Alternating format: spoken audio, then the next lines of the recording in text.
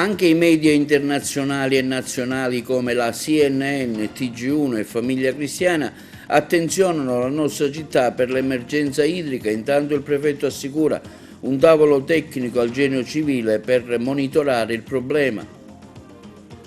Il cartello sociale di Agrigento interviene su Agrigento Capitale della Cultura, che ha visto ieri la consegna dell'omologa prefettizia e la firma dei protocolli d'intesa con le varie istituzioni ed enti. Al via la rassegna teatrale al Teatro dell'Efebo del Libero Consorzio, che vedrà la partecipazione di diverse compagnie teatrali della provincia. Si inizia il prossimo 21 luglio con l'Antigone. Anche la nostra diocesi ha partecipato alla 50ª settimana sociale dei cattolici in Italia, che si è svolta a Trieste. A Palermo presentata la 400ª edizione del festino di Santa Rosalia.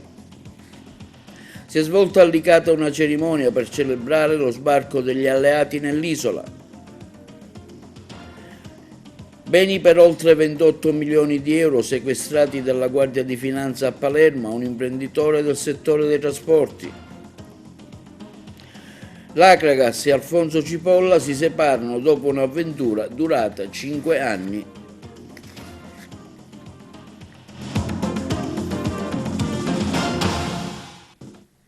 Buongiorno, benvenuti con il nostro appuntamento odierno del telegiornale di TV Notizie.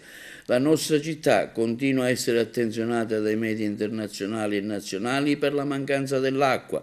È la volta dell'emittente americana CNN, del settimanale Famiglia Cristiana e del TG1 nazionale, ma il prefetto ieri ha affermato che esiste un tavolo permanente presso il Genio Civile per risolvere il problema, il servizio. La nostra città continua a essere attenzionata dai media internazionali e nazionali, la volta dell'emittente americana CNN, che parla della mancanza di acqua. Negli acquedotti sono così all'asciutto, tanto che i piccoli hotel e le pensioni sono costretti a respingere i turisti, e se la prende anche con il governo regionale, affermando che ancora nell'isola non c'è un piano concreto per aiutarla. E così anche il settimanale cattolico Famiglia Cristiana parla di Agrigento, la capitale dell'Arsura, e il settimanale afferma che mentre gli albergatori ricevono continue disdette, i cittadini usano l'acqua minerale per cucinare e il caldo ha solo aggravato una situazione che va avanti da decenni. Anche il TG1 nazionale ritorna sulla grave crisi idrica in provincia, dedicando un ampio servizio. Un cittadino ci ha informato che in ospedale, nel reparto dove era ricoverato, è mancata ieri l'acqua per qualche ora, creando gravi difficoltà a chi stava facendo la dialisi. Intanto ieri in prefettura il prefetto Romano ha affermato che sull'emergenza idrica c'è un tavolo permanente presso il Genio Civile di Agrigento, disposto dal presidente della regione Schifani. Intanto c'è un tavolo permanente presso il Genio Civile, lo sappiamo bene, disposto dal Presidente della Regione in prima persona, quindi con la massima attenzione. Cerchiamo di fare ordine però in questa materia. Quel tavolo deve trovare l'acqua, perché è un fatto tecnico, infatti non è un caso che sia il Genio Civile.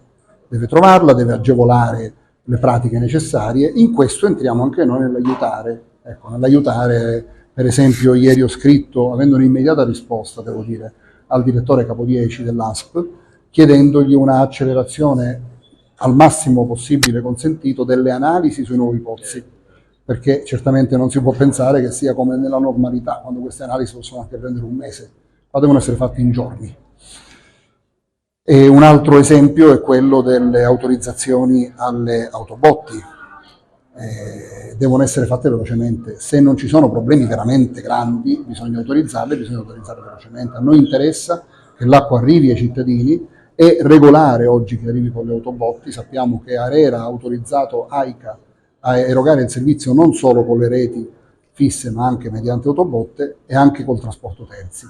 La cosa che ci sta veramente a cuore è che l'acqua venga da AICA, che l'acqua abbia provenienza sicura. Se poi l'acqua è anche potabile meglio, se è soltanto per uso umano non potabile va anche bene, l'importante è che però arrivi nelle case. Troppe situazioni di crisi anche grave, personale, abbiamo ancora davanti agli occhi. La prefettura riceve continue telefonate di persone che anche da un mese non riescono a ricevere l'acqua. Questa è una cosa intollerabile. Stiamo cercando di fare il possibile.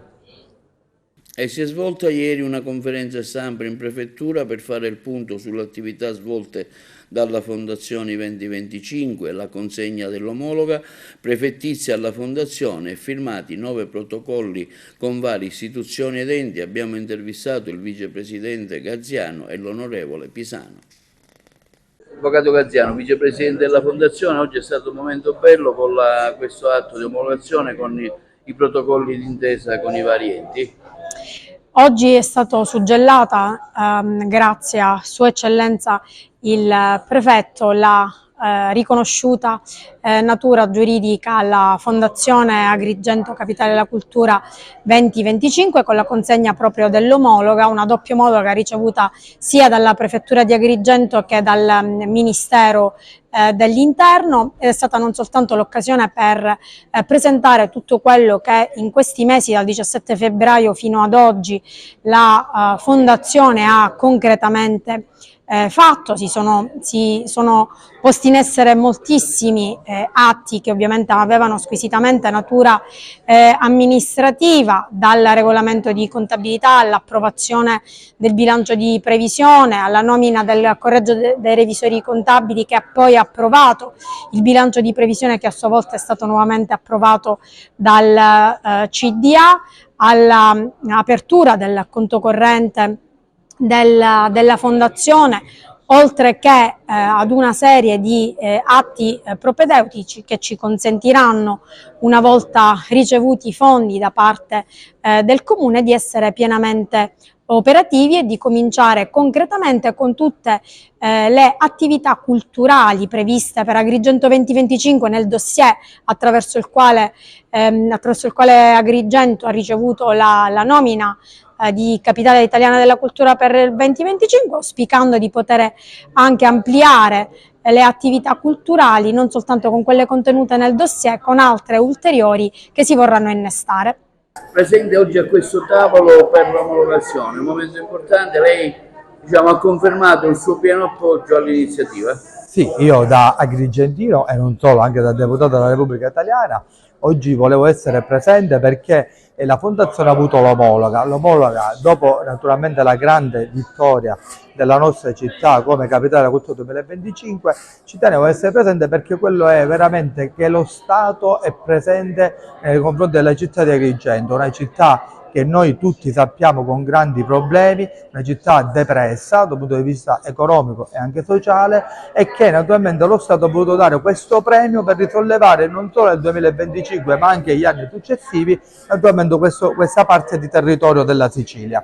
Allora io da deputato nazionale sono qua a dare sostegno non solo agli agrigentini, all'amministrazione di Agrigento, quale naturalmente io sono vicino a questa amministrazione, ma soprattutto alla Fondazione e tutte le attività che verranno fatte. Ci sono delle iniziative, diceva lei, da parte del governo con il ministro Fitto, ma anche altre istituzioni che in un certo senso porteranno del benessere. Nel momento in cui Agrigento diventa Capitale della Cultura si sono aperte naturalmente le porte anche dei ministeri. Abbiamo preparato una serie di progetti soprattutto nel ramo infrastrutturale che sono stati depositati nel Ministero del Sud, Ministro del Sud Fitto, e naturalmente stanno elaborando un decreto per la città di Agrigento per aiutare Agrigento ad arrivare al 2025 nel massimo delle proprie potenzialità. Ma oltre a questo dobbiamo dire che, appunto, come dicevo prima, la vicinanza da parte dello Stato a questa città ci permetterà di avere anche altri fondi da altri ministeri per la riqualificazione del centro storico, come ha detto poco fa il prefetto del Ministero dell'Interno, con la promozione da parte non solo degli assessorati regionali ma anche del Ministro del Turismo. Quindi diciamo che Agrigento ha una grande opportunità, e a tutti dico, ai detrattori, amatela questa città, perché bisogna lavorare affinché questa città veramente superi questa impasse e riesca veramente a dare un futuro ai nostri figli. E su Agrigento, Capitale della Cultura, interviene oggi il cartello sociale, la Fondazione c'è e il resto, il servizio. Il cartello sociale di Agrigento, formato da Don Mario Socci, Alfonso Buscemi, Paolo Ottaviano e Gera Acquisto, interviene su Agrigento, Capitale della Cultura, chiedendosi: la Fondazione c'è e il resto? Abbiamo letto, affermano i rappresentanti del cartello sociale, che la Fondazione Agrigento Capitale della Cultura c'è, mancano ancora i soldi previsti per il suo funzionamento, per cui speriamo arrivino presto.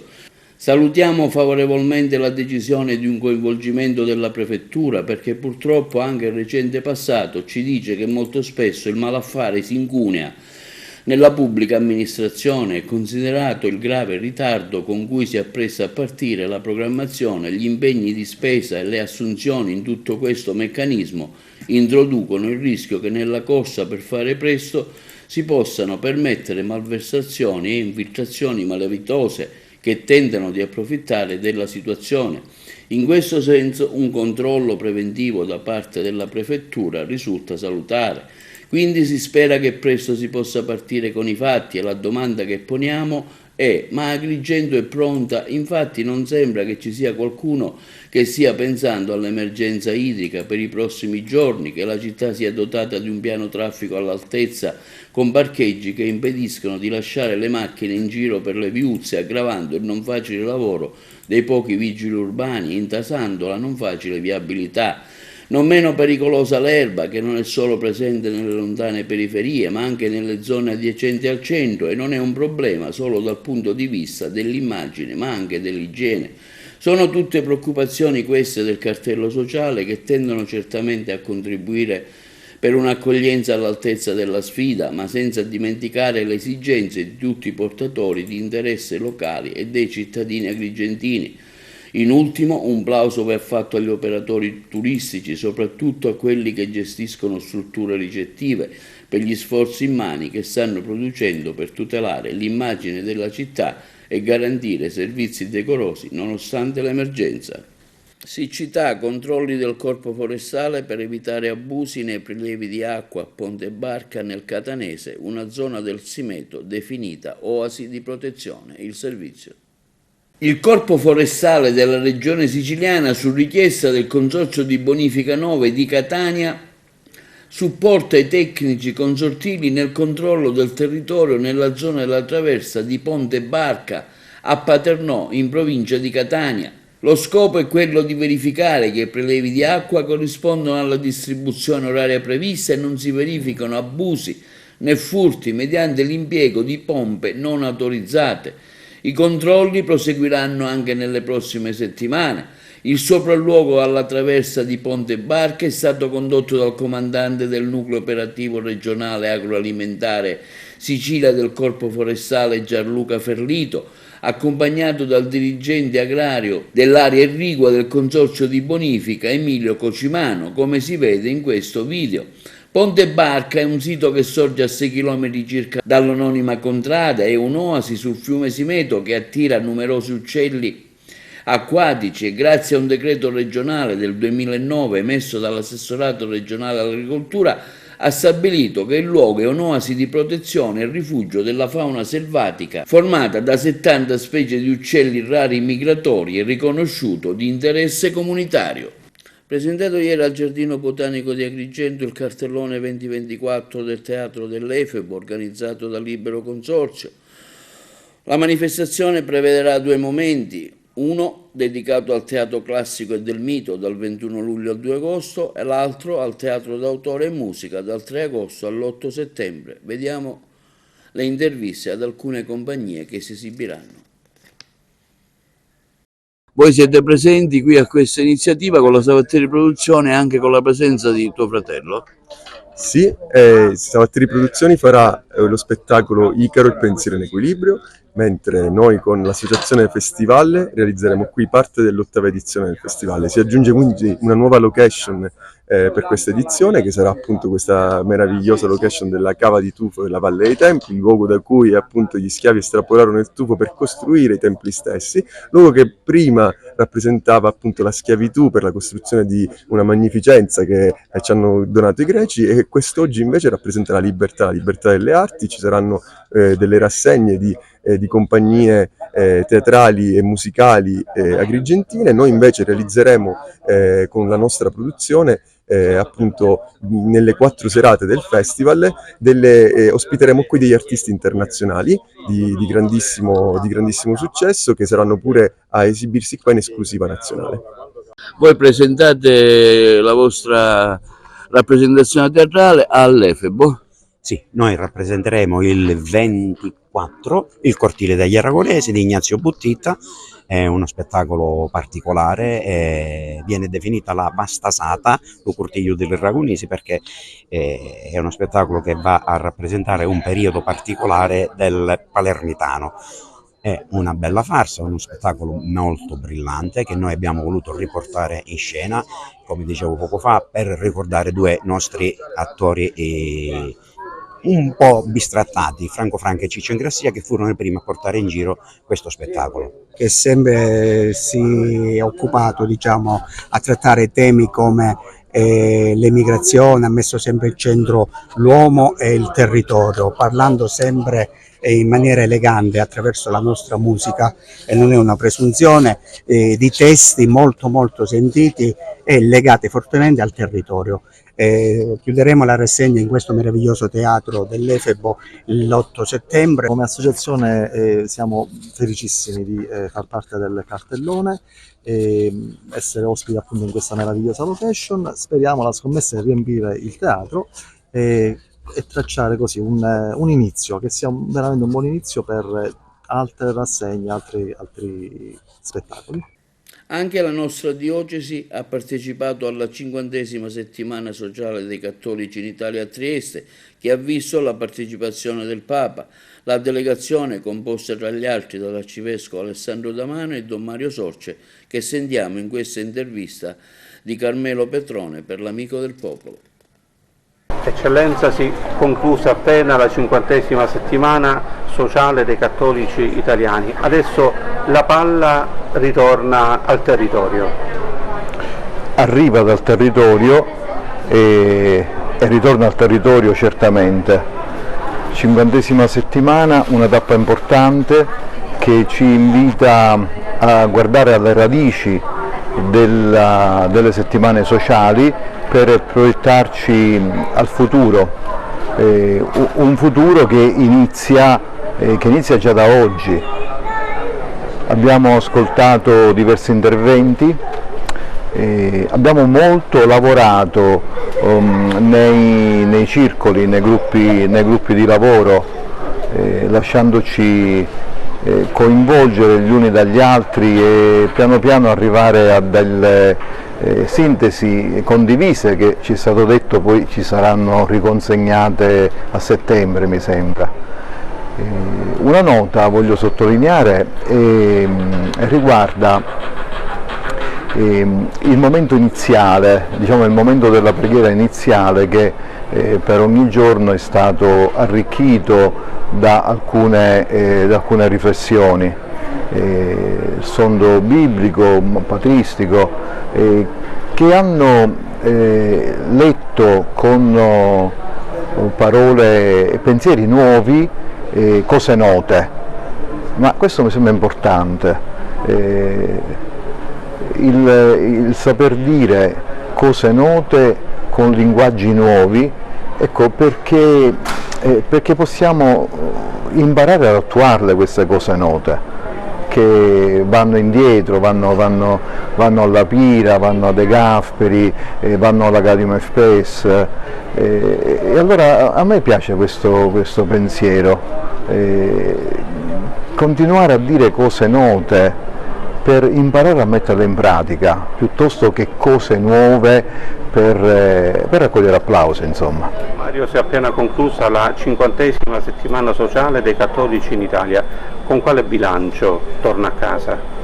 Più che positivo, primo perché il tema affrontato è, almeno in Italia, in Europa e nel mondo, più che attuale, perché al cuore della democrazia ci porta non solo a riflettere, ma anche a fare tutto ciò che è necessario perché questa democrazia venga poi vissuta da chi ne deve essere il protagonista, e cioè il cittadino e il cattolico cittadino.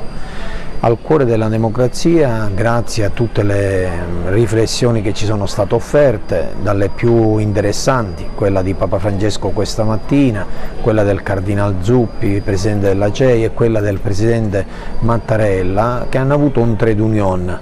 Per vivere la democrazia deve esistere un noi che coinvolga dal basso tutti, un noi partecipato, un noi che si costruisce nel tempo, perché, come diceva bene il Presidente Mattarella, la democrazia non si conquista una volta e per tutte, bisogna viverla e conquistarla di giorno in giorno. Allo stesso modo il Papa richiamava i principi fondamentali della dottrina sociale della Chiesa, e tra questi c'è anche la democrazia, che anche da parte della Chiesa e degli uomini di Chiesa, e soprattutto da parte del laicato cattolico, deve portarci a vivere nuovamente da protagonisti, perché forse per più di un ventennio abbiamo apostatato questa necessità pensando che con la fine del partito unico dei cattolici fosse finito l'impegno diretto dei cattolici in politica.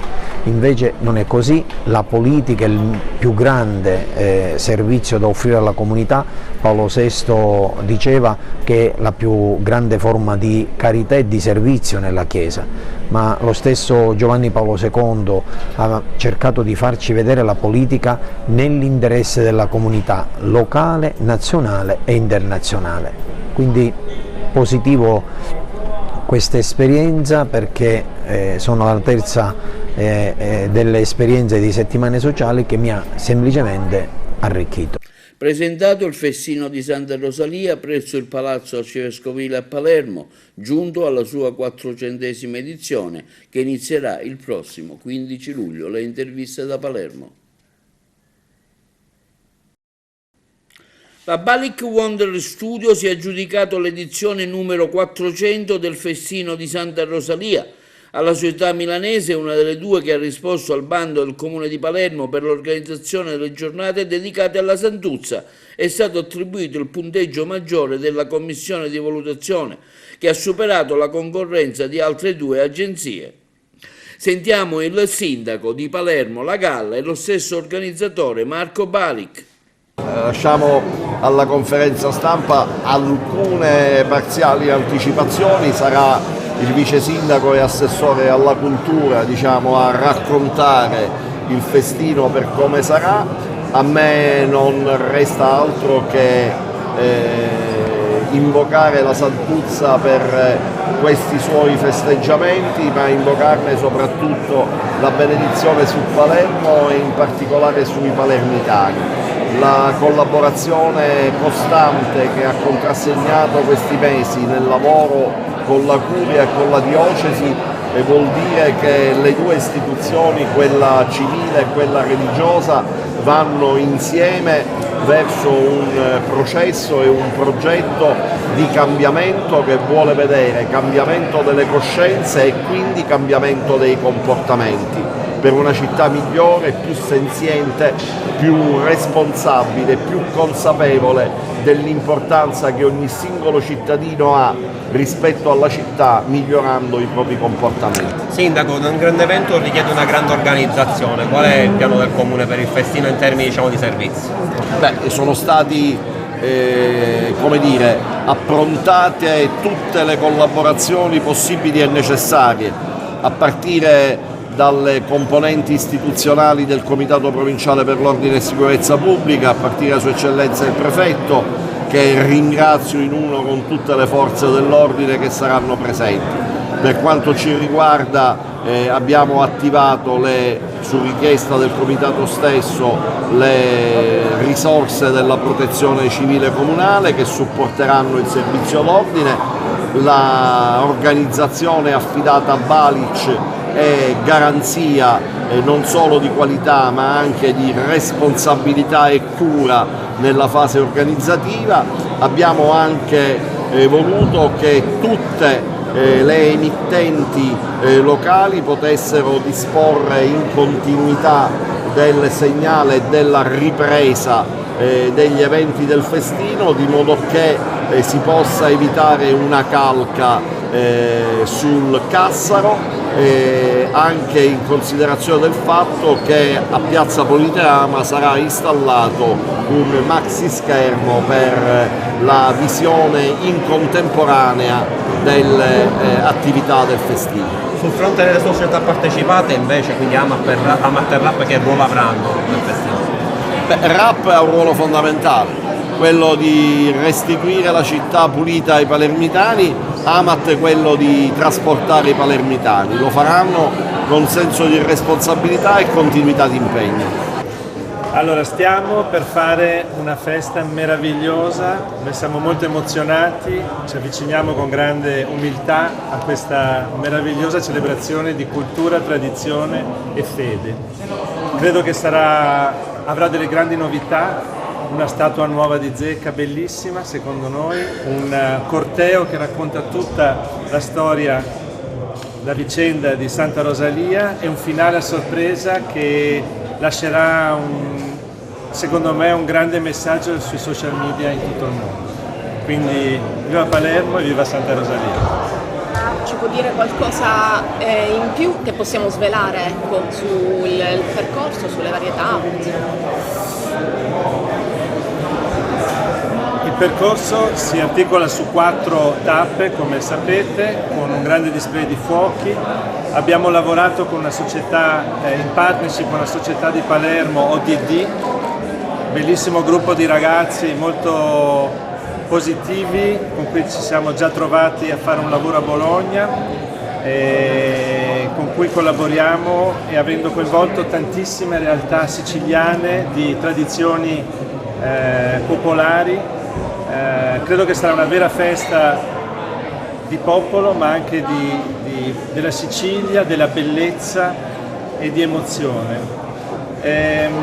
Ci saranno tanti artisti coinvolti, di cui chiaramente non vi dirò il nome, e ci sarà diciamo così, un momento molto speciale nei 4 canti, dove so che si viene giudicati se il successo di Santa Rosalia c'è o non c'è, e confido che abbiamo fatto una messa in scena molto coinvolgente, molto immersiva, con delle bellissime proiezioni appunto fatte con i ragazzi di ODD, e niente, sono molto contento di poter dare il nostro contributo, la nostra esperienza per questa importantissima festa. Beni per un valore di oltre 28 milioni di euro sono stati sequestrati dalla Guardia di Finanza a un imprenditore del settore trasporto merci su strada, Francesco Gambino, di 58 anni, di Palermo. Evasione, fatture false, fallimenti pilotati, sequestrati beni per 28 milioni ad un imprenditore di Palermo. La Guardia di Finanza ha eseguito infatti un decreto emesso dalla sezione misure di prevenzione nei confronti di Francesco Gambino, 57 anni, dominus della Gambino Group SRL, società attiva nel settore del trasporto merci su strada.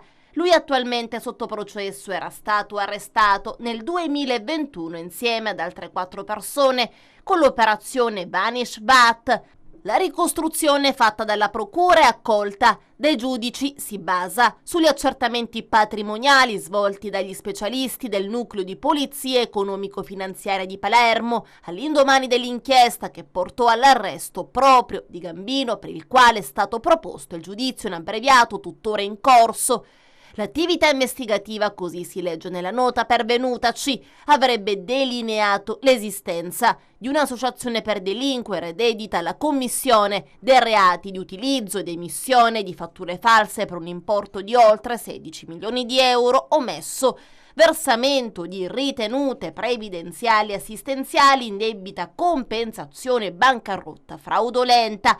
Le indagini hanno evidenziato che, grazie a un consolidato schema articolato sulla creazione di una serie di società di comodo, Gambino sarebbe riuscito ad abbattere illecitamente il reddito imponibile delle 2 imprese realmente operative e riconducibili al proposto.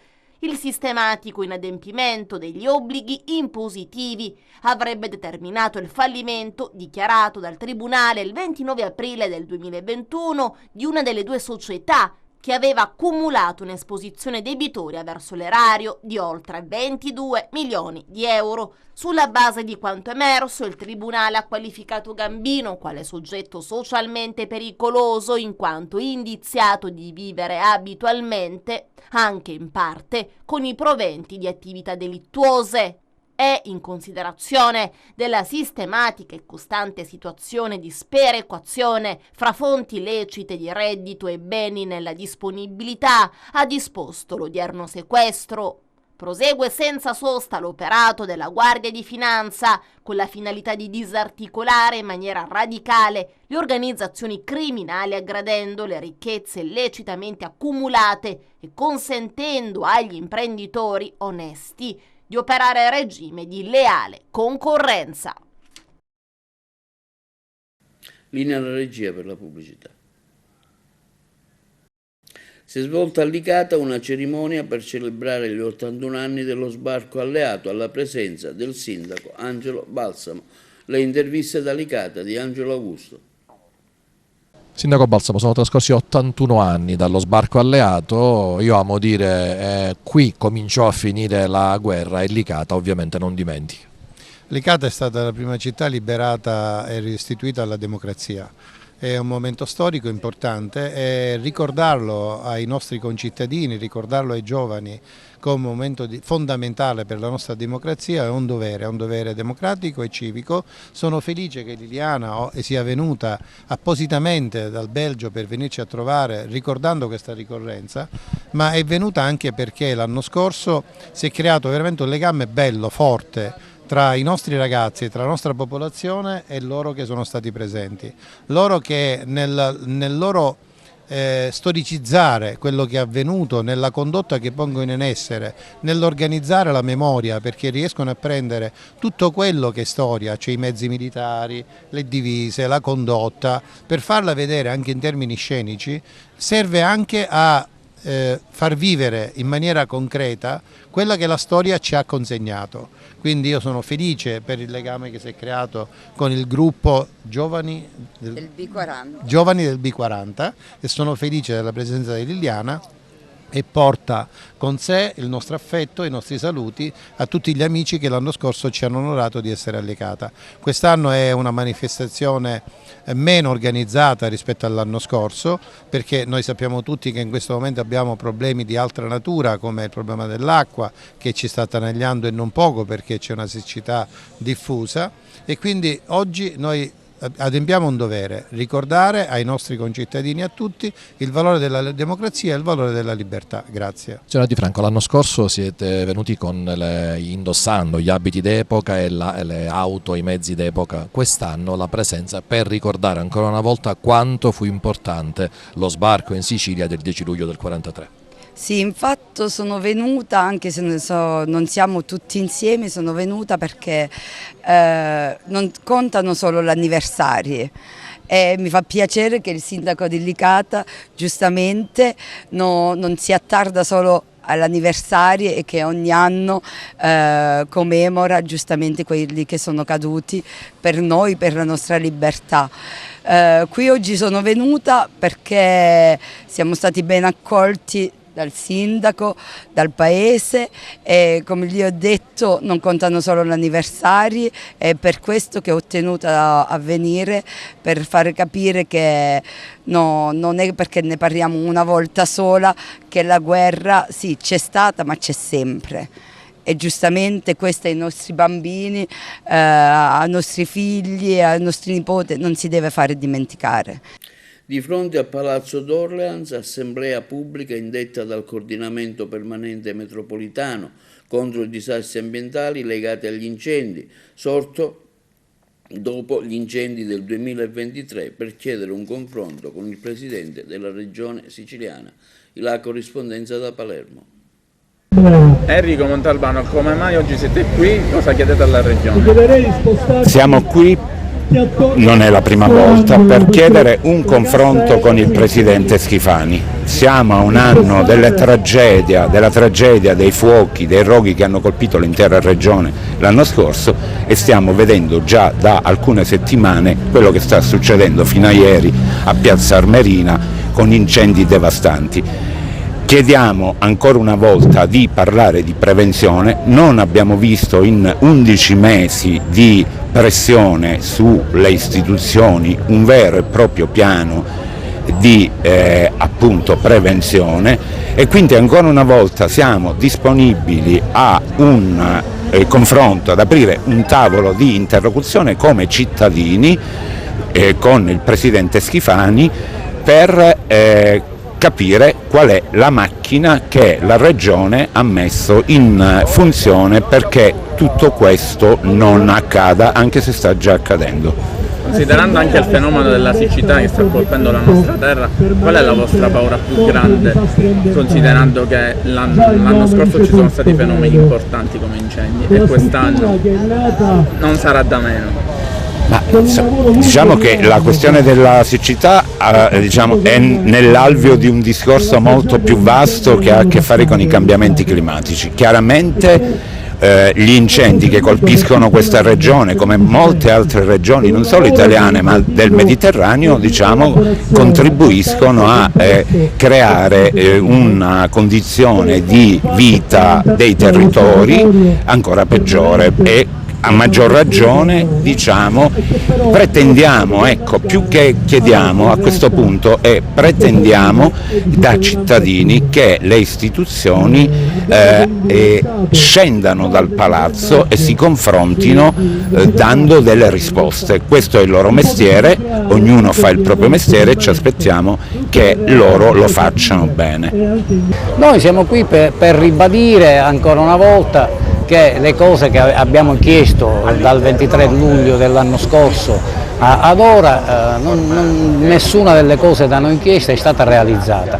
Ci eravamo illusi che la Regione Sicilia, con la legge del 29 luglio dell'anno scorso, avendo elevato al rango di AIB tutti i volontari della Sicilia, avesse poi investito i fondi per consentire a questo esercito di persone, circa da 8 a 10.000 persone, di poter vigilare sul territorio. Ciò non è avvenuto, e quei pochi fondi che invece sono stati utilizzati sono tutti stati utilizzati in repressione e non in vigilanza attiva, in prevenzione e in previsione.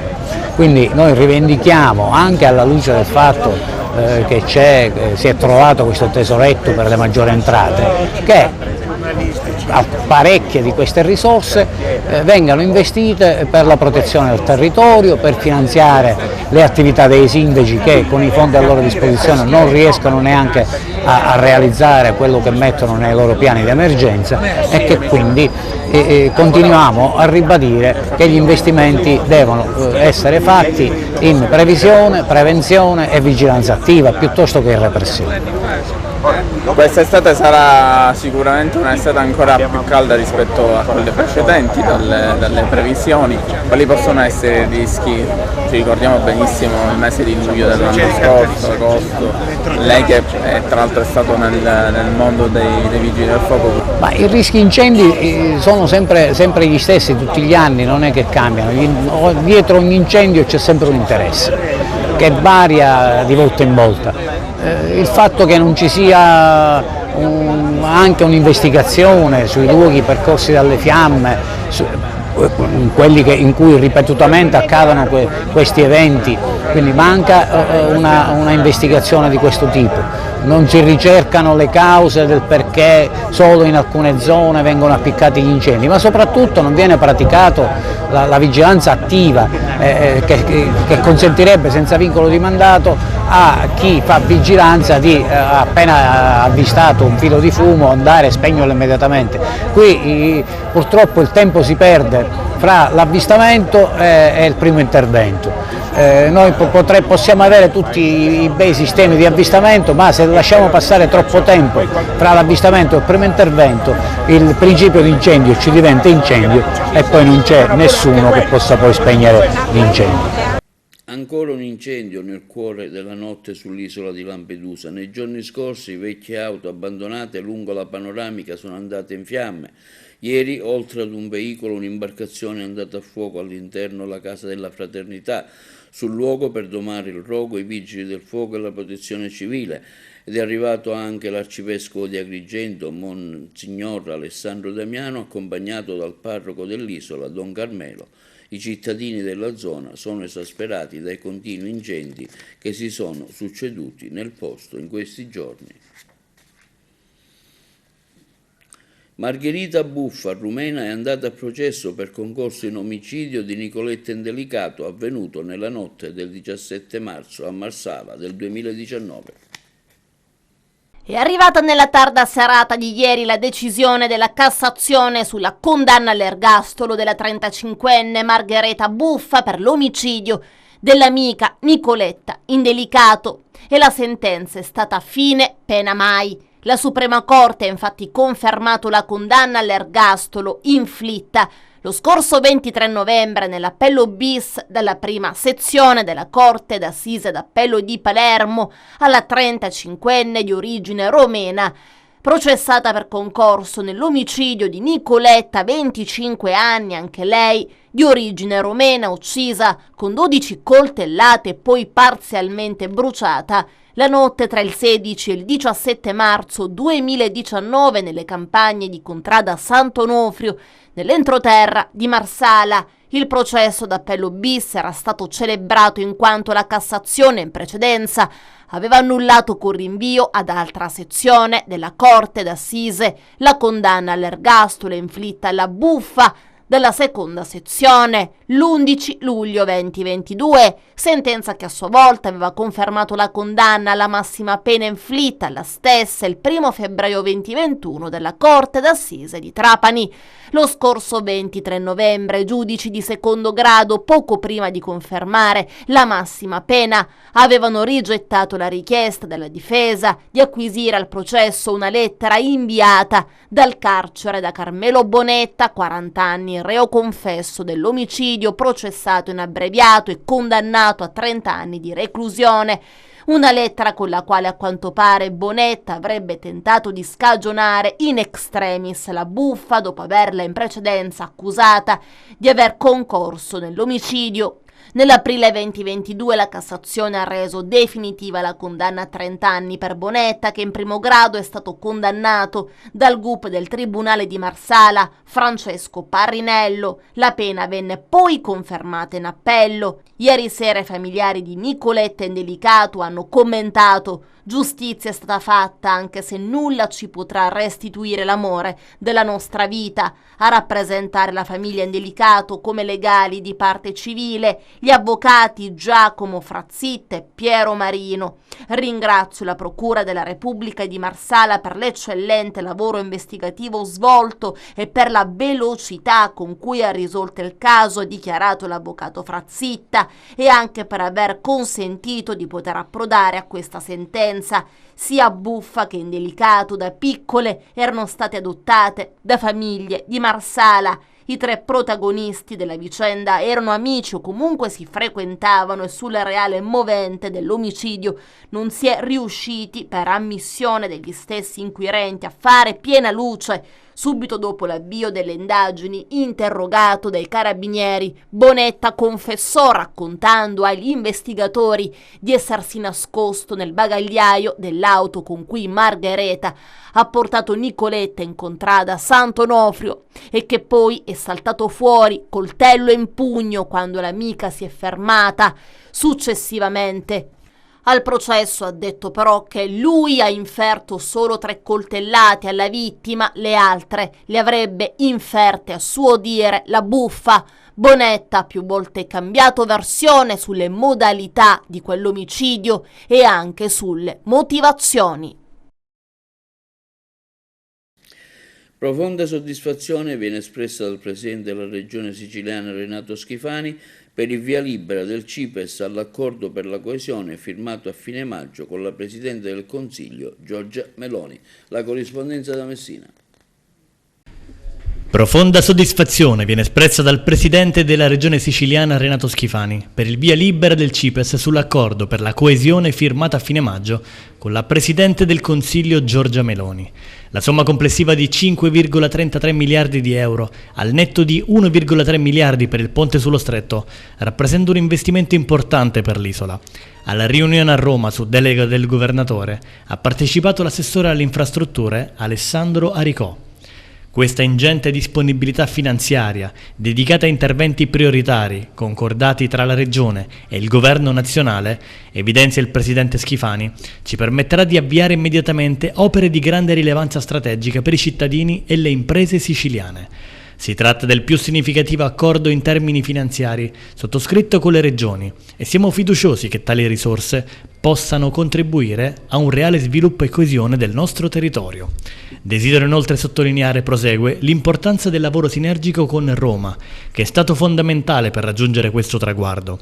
La collaborazione costante e proficua tra le nostre istituzioni è la chiave per garantire il successo di questi progetti e per promuovere un futuro di prosperità per la nostra regione. Ringrazio la Presidente Meloni e il Ministro Fitto e tutti coloro che hanno lavorato per questo importante risultato. Siamo pronti a mettere in atto questi interventi con la massima efficacia e trasparenza, nella consapevolezza che rappresentano un'opportunità unica per la crescita e il benessere della Sicilia e dei suoi abitanti. Dal 15 al 20 luglio prossimo a San Vito Lo Capo, Sicilia Ambiente Film Festival, nella 16ª edizione, sono sempre i diritti e l'ambiente al centro della rassegna cinematografica, sviluppata anche con la collaborazione di Greenpeace e Amnesty International. La corrispondenza da Trapani. Ci sono circa 47 film divisi in 4 sezioni, che sono la sezione documentari, lungometraggi, cortometraggi e animazione. Abbiamo un sacco di ospiti presenti al festival e poi abbiamo una personale che quest'anno facciamo una personale su Nico Bonomolo, animatore straordinario, siciliano, ma è bravissimo animatore, che farà anche una masterclass in cui si ci può scrivere, ci sono ancora degli spazi liberi, gratuita. Poi avremo Eugenio in Via di Gioia, il concerto, l'intervista concerto con Amnesty International, abbiamo incontri con Greenpeace, abbiamo tantissimi appuntamenti, eventi, discussioni, dibattiti, presentazioni di libri. Appuntamento è a San Vito Lo Capo, in 2 sale, avremo 2 sale, il giardino di Palazzo La Porta è una sala che faremo a ridosso del mare vicino al porto. La programmazione è tutte le sere, iniziamo dalle 7:30 con delle presentazioni di libri a seguire fino a mezzanotte e mezzaluna, tutte le sere, con appunto tanti ospiti e tanti film di qualità e anche di generi diversi, cioè ci saranno film un po' per tutti, dai ragazzini fino agli adulti avranno di che vedere per soddisfare il proprio palato cinematografico. Ecco, diritti umani e ambiente, 2 temi davvero caldi, specialmente in questo momento. Sì, sono la base del festival. Il festival nasce 16 anni fa, basando tutto sull'ambiente e diritti umani, per noi strettamente correlati fin da 16 anni fa, quindi fin dall'inizio, quando nessuno li metteva in relazione. Oggi per fortuna questi 2 temi sono fortemente in relazione e il dibattito su questi temi sono fortemente presenti su tutto il territorio nazionale e internazionale. Importante appuntamento presso la Biblioteca Comunale di Raffadali si terrà venerdì 12 luglio alle ore 19 con il giornalista del TG5 Carmelo Sardo. Presenterà il suo libro L'arte della salvezza, storia favolosa di Mercarte. Parteciperanno il protagonista del libro Mercarti, il sindaco Silvio Cuffaro, l'assessore alla cultura Nicola Marro, il magistrato Massimo Russo, la giornalista Margherita Trupiano. Insieme a Maria Giuseppina Terrasi, l'intervento musicale sarà di Damiano Tarallo. Questo quanto comunicato da Enzo Alessi, presidente della stessa Biblioteca Comunale di Raffadali. Akragas e Alfonso Cipolla si separano dopo un'avventura durata 5 anni. Sentiamo le ultime novità del collega Carmelo Lentini. Dopo 5 anni da capitano con la maglia biancazzurra dell'Akragas si separano le strade con Alfonso Cipolla, una scelta societaria forzata che ha scontentato i tantissimi fans di Fede Biancazzurra. I motivi sono spiegati nel comunicato stampa che è stato diramato dalla stessa società dei Templi e che vi leggiamo integralmente. La società dell'Agregas comunica con enorme rammarico che Alfonso Cipolla non sarà riconfermato. Le strade della società biancazzurra e del capitano di lungo corso si separano dopo una magnifica avventura durata 5 anni, dopo tante vittorie e altrettante soddisfazioni, sino ad arrivare in Serie D e conclusa con la permanenza nel medesimo campionato. La scelta della società non è per nulla tecnica, ma di natura organizzativa. Infatti il nuovo management dell'Agregas non accetta in questa stagione calciatori sotto contratto con aziende di qualsiasi genere che svolgono altri tipi di lavoro. La società pretende che ogni tesserato svolga assiduamente il lavoro per l'Agregas, dunque i dirigenti biancazzurri hanno deciso di non avvalersi e delle prestazioni di Alfonso Cipolla. La società augura ad Alfonso le migliori fortune lavorative e di vita. Per quanto riguarda il potenziamento della rosa, dopo la riconferma di Desiderio Garufo, arriva anche quella del difensore gelese Angelo Rechichi, classe 2002, con un contratto biennale e scadente nel 2026. La scorsa stagione il ragazzo si è ben distinto ed il suo rinnovo è stato fortemente voluto dalla società De Temple. Ed ora un'ultima notizia che riguarda però il nuovo tecnico del Paternò. Infatti è approdato con la squadra etnea in Serie D l'ex tecnico della Pro Favara, Gaetano Catalano. E questo è tutto per l'edizione di TV Notizie di oggi. Vi ricordiamo che i programmi della nostra emittente si possono vedere in tutta Italia sul canale 268 del digitale terrestre, in streaming, sul sito www.televideoagrigento.tv e il telegiornale sul canale 93 di Video Sicilia alle ore 15 alle ore 20 e replica la mattina alle 9. E questo è tutto e vi auguriamo una buona serata.